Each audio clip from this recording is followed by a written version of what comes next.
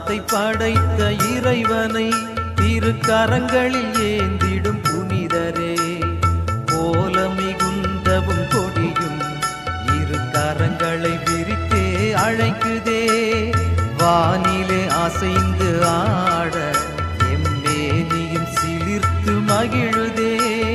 ஞாலத்தை படைத்த இறைவனை திருவே எழில் உருவே திருக்கொடியே நீ வாழ்க.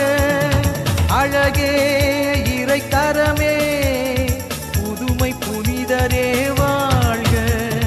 ஞாலத்தை படைத்த இறைவன்